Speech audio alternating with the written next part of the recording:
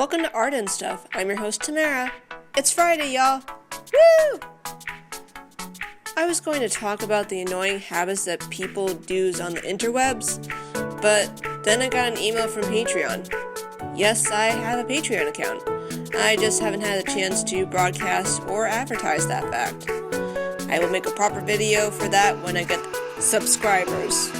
Anyway, the message I got was about the current leadership in government wanting to defund the national endowments for the arts and humanitarians. A loss of over $300 million. That's a big loss for artists and creators like myself, a loss for our neighborhoods and communities, and a loss for our children in our schools. The hashtag itself is called For the Arts.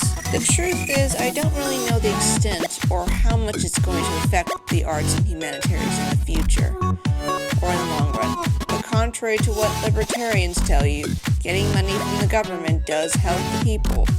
They built our roads, bridges, and dams, settled the West, and created the middle class of the 1950s that so many Republicans and conservatives dream about when they chant Make America Great Again. Mind you, this isn't a love letter to the government. It's not perfect, and it's done some really atrocious things, but investing in building and helping America is not one of them. Instead of a long tangent about the implications of cutting spending on the arts or why keeping the arts is beneficial in the long run, I'm going to tell you about my journey with art. I wasn't a very bright kid growing up.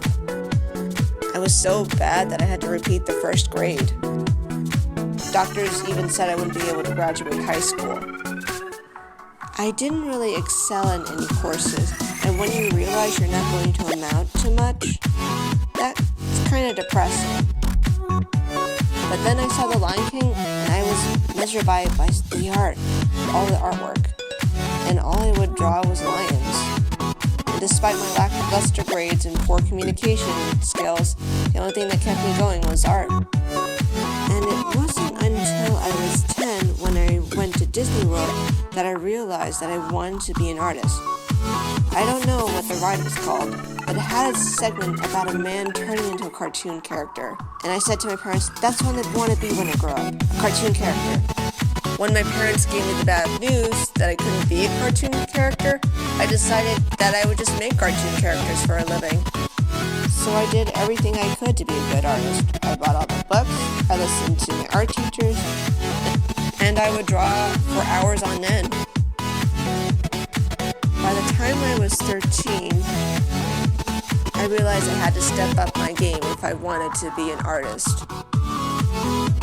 So I entered this program called the Art Institute, and you have to be 18 years old to apply. So I lied about my age, and I took the test, and they gave me the call. They called me up and said, you're very talented for an 18-year-old. And then I told them that I was 13 years old. So they were very, very impressed. And that's pretty much how I realized that, yes, being an artist would be my career. Ultimately, I couldn't finish the program. I don't remember exactly the reason why, but I didn't. When I went to high school, I was told in order to get into a good art college, I had to have great grades, an extensive portfolio, and hours of community service. So I really had to step up my game. And since academics was one of my low suits, I definitely applied myself during my high school years. Or at least the last 2 years. But either way, I graduated with honors and I got into SVA, where I studied computer animation. Here is my final drawing. I didn't finish it, and it's just a cityscape. I thought I was going to be talking about, idiots on the internet, but no, it's just like it's a simple cityscape without any windows. I'll probably add details a little later.